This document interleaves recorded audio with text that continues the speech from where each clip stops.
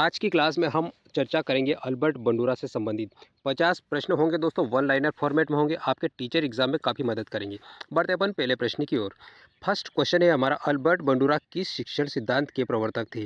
दोस्तों, Albert Bandura जी जो है ये सामाजिक अधिगम सिद्धांत के प्रवर्तक हैं, जनक माने जाते हैं। सोशल लर्निंग थ्योरी इस सिद्धांत को अंग्रेजी में कहा जाता है। कई बार ऐसा भी प्रश्न आता है, सोशल लर्निंग थ्योरी किसके द्वारा दी गई थी? तो ये अल्बर्ट बंडूरा जी के द्वारा दी गई थी। बंडूरा का सामाजिक अधिगम सिद्धांत किस वर्ष प्रस्तुत किया गया? तो दोस्तों ये 1963 में इस सिद्धांत को बंडूरा जी के द्वारा प्रस्तुत किया गया था।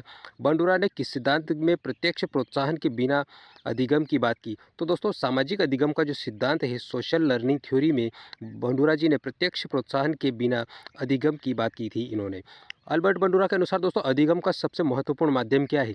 बंडूरा जी के अनुसार दोस्तों अधिगम का सबसे महत्वपूर्ण माध्यम है ऑब्जर्वेशन, यानी अवलोकन इसका महत्वपूर्ण माध्यम है।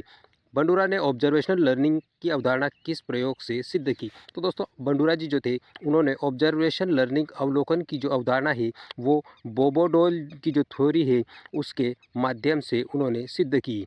अगला प्रश्न है, बोबोडोल प्रयोग किस मनोवैज्ञानिक से संबंधित है? तो दोस्तों ये अल्बर्ट बंडूरा जी से संबंधित है बोबोडोल का प्रयोग। व्यक्ति, व्यवहार और पर्यावरण की पारस्परिक क्रिया को क्या कहा जाता है? व्यक्ति, व्यवहार और पर्यावरण की पारस्परिक क्रिया जो है इसे क्या कहा जाता है? तो दोस्तों इसे कहा जाता है रेसिप्रोकल डिटर्मिनिज्म कहा जाता है। रेसिप्रोकल डिटर्मिनिज्म कहा जाता है। और रेसिप्रोकल डिटर्मिनिज्म की अवधारणा किसके द्वारा दी गई? तो दोस्तों ये अल्बर्ट बंडूरा जी के द्वारा दी गई थी। अवलोकनात्मक अधिगम के 4 चरण कौन से? दोस्तों अवलोकनात्मक अधिगम जो है इसके 4 चरण बंडूरा जी के द्वारा बताए गए।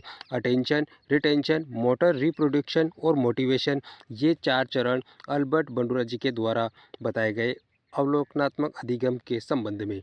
अगला प्रश्न है हमारा, अटेंशन चरण का संबंध किससे? दोस्तों अटेंशन चरण का संबंध किससे है? तो ये ध्यान से संबंधित है। तो मॉडल पर ध्यान केंद्रित करना अटेंशन चरण का संबंध है। अगला प्रश्न है हमारा, रिटेंशन जो चरण है दोस्तों इसमें कौन सी प्रक्रिया प्रमुख होती है? तो दोस्तों इसमें मेमोरी यानी स्मृति सबसे प्रमुख होती है। मोटर रिप्रोडक्शन चरण किससे संबंधित है? तो मोटर रिप्रोडक्शन चरण जो है दोस्तों ये सीखे गए व्यवहार के दोहराने की प्रवृत्ति से संबंधित है। सीखे गए व्यवहार को दोहराने से संबंधित है मोटर रिप्रोडक्शन चरण। अगला है दोस्तों, मोटिवेशन चरण में क्या निर्णायक भूमिका होती है? मोटिवेशन जो चरण होता है दोस्तों इसमें प्रोत्साहन दिया जाता है। इससे रीइंफोर्समेंट प्रोत्साहन की निर्णायक भूमिका अपनाता है मोटिवेशन चरण।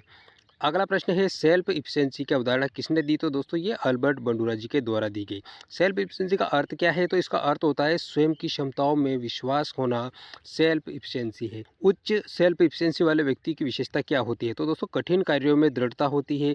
उनके कार्य करने के कठिन कार्यों को करने में वो दृढ़ता अपनाते हैं। उच्च सेल्फ इफिशिएंसी वाले व्यक्ति कहलाते हैं। तो सेल्फ इफिशिएंसी के दोस्तों यहाँ पर 4 स्रोत बताए गए। कौन कौन से बताए गए? तो master experience, vicarious experience, verbal pronunciation और इमोशनल एरोसलस, 4 ये इसके स्रोत बताए गए।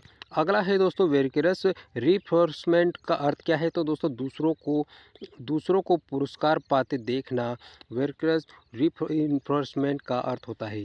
प्रत्यक्ष अनुभव के बिना सीखने को क्या कहा जाता है? दोस्तों प्रत्यक्ष अनुभव के बिना सीखने को क्या कहा जाता है? तो दोस्तों उसे ऑब्जर्वेशनल लर्निंग कहा जाता है।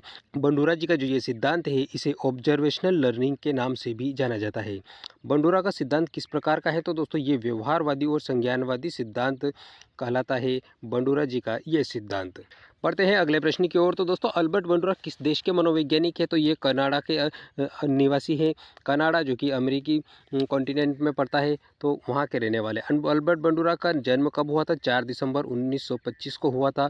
सोशल लर्निंग थ्योरी को बाद में क्या कहा गया? दोस्तों सोशल लर्निंग थ्योरी को बाद में क्या कहा गया? तो दोस्तों इसे सोशल कॉग्निटिव थ्योरी, यानी सोशल कॉग्निटिव थ्योरी का केंद्रीय तत्व क्या है? सोशल कॉग्निटिव थ्योरी का केंद्रीय तत्व है दोस्तों self efficiency.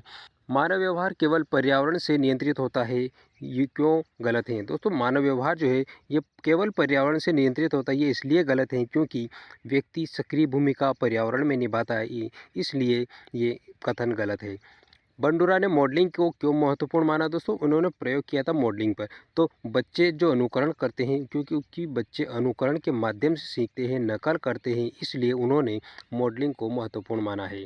Live model, symbolic model, किस सिद्धांत से जुड़े हैं? दोस्तों दो ऑप्शन है, लाइव मॉडल और सिंबॉलिक मॉडल। कई बार इसी तथ्य से प्रश्न बनते हैं एग्जाम में, लाइव मॉडल और सिंबॉलिक मॉडल किस सिद्धांत से जुड़े हैं? तो दोस्तों ये जुड़े हैं सामाजिक अधिगम सिद्धांत, और सामाजिक अधिगम सिद्धांत से जुड़े हुए हैं। बंडूरा के अनुसार आक्रामक व्यवहार कैसे सीखा जाता है? दोस्तों अल्बर्ट बंडूरा जी के अनुसार आक्रामक व्यवहार कैसे सीखा जाता है? तो दोस्तों ये अवलोकन और अनुकरण नकल से सीखा जाता है, एक दूसरे के माहौल के हिसाब से सीखा जाता है। बोबोडोल प्रयोग में बच्चों ने क्या किया था? दोस्तों बोबोडोल का जो प्रयोग है उससे बच्चों ने आक्रामक व्यवहार की नकल की, इसीलिए उन्होंने बंडूरा जी ने आक्रामक व्यवहार को सीखने के संबंध में अवलोकन और अनुकरण को बताया। बंडूरा का सिद्धांत किस आयु वर्ग में पर अधिक प्रभावी है? तो दोस्तों ये बाल्यावस्था में सर्वाधिक प्रभावी बताया गया है।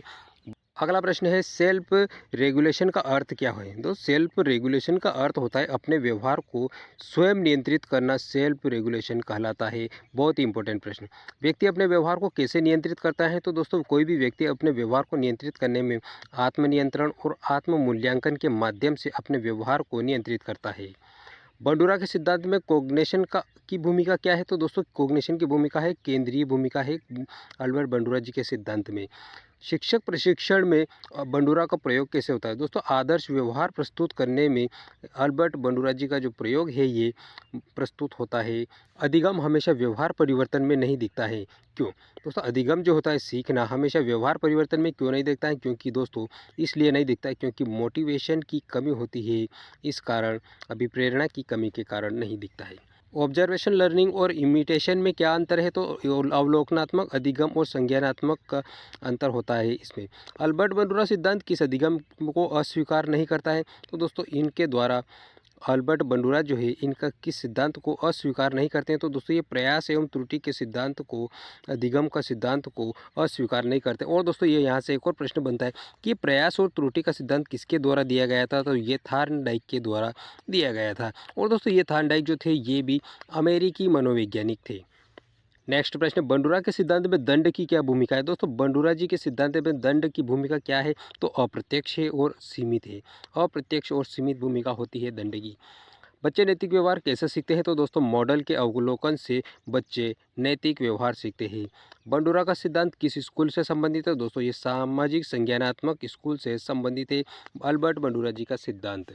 बढ़ते हैं अगले प्रश्न की ओर, सेल्फ इफिशियंसी और अचीवमेंट में क्या संबंध है? दोस्तों सेल्फ इफिशियंसी और अचीवमेंट इन दोनों में उच्च सेल्फ इफिशियंसी का संबंध है, ये उच्च उपलब्धि के संबंध में इन दोनों का आपस में संबंध होता है। अधिगम को सक्रिय प्रक्रिया क्यों माना गया है? सीखना जो होता है, अधिगम जो है इसे उच्च सक्रिय प्रक्रिया क्यों माना गया है? तो सक्रिय प्रक्रिया मानने का इसलिए माना गया है क्योंकि दोस्तों व्यक्ति सोच और निर्णय करता है, इसलिए अधिगम को सक्रिय प्रक्रिया माना गया है। बंडूरा का सिद्धांत किसकी सीमाएं दूर करता है? तो दोस्तों ये परंपरागत व्यवहार की जो सीमाएं हैं उन्हें दूर करता है अल्बर्ट बंडूरा का सिद्धांत। शिक्षा का आदर्श व्यवहार किस सिद्धांत पर आधारित है? दोस्तों शिक्षा का जो आदर्श व्यवहार है वो सामाजिक अधिगम सिद्धांत पर आधारित है, और ये सिद्धांत बंडूरा जी का है। बंडूरा ने आक्रामकता को जन्मजात क्यों नहीं माना? दोस्तों अल्बर्ट बंडूरा जो है उन्होंने आक्रामकता को जन्मजात नहीं माना, क्योंकि दोस्तों आक्रामकता सीखी जाती है, वातावरण के साथ सीखी जाती है, किसी की नकल करके सीखी जाती है, इसीलिए बंडूरा जी ने आक्रामकता को जन्मजात नहीं माना। मीडिया का बच्चों पर क्या प्रभाव पड़ता है? तो दोस्तों व्यवहार निर्माण और गहरा प्रभाव, व्यवहार निर्माण पर बालक के ऊपर गहरा प्रभाव पड़ता है मीडिया का। रीइंफोर्समेंट की भूमिका क्या है? दोस्तों रीइंफोर्समेंट की भूमिका है प्रदर्शन को प्रभावी बनाने में इसकी महत्वपूर्ण भूमिका होती है। आत्मविश्वास और प्रदर्शन में क्या संबंध है? दोस्तों आत्मविश्वास और प्रदर्शन में क्या संबंध है? तो इन दोनों का दोस्तों आपस में सकारात्मक संबंध होता है। बंडूरा किस अधिगम को सबसे अधिक महत्व देते हैं? तो दोस्तों अवलोकनात्मक अधिगम को बंडूरा जी सबसे अधिक महत्व देते हैं। आधुनिक शिक्षा में बंडूरा की प्रासंगिकता क्यों है? दोस्तों छात्र केंद्रित अधिगम के कारण बंडूरा जी की जो प्रासंगिकता है ये बढ़ी हुई है। वीडियो पसंद आया तो लाइक कर दीजिए, चैनल को सब्सक्राइब कर लीजिए। कोई भाई बहन टीचर एग्ज़ाम की तैयारी कर रहा है तो उसके पास शेयर भी कर दीजिए, और दोस्तों एक प्यारा सा कमेंट करके बताइए। मिलेंगे अगले टॉपिक के साथ, तब तक के लिए आपको बहुत बहुत धन्यवाद।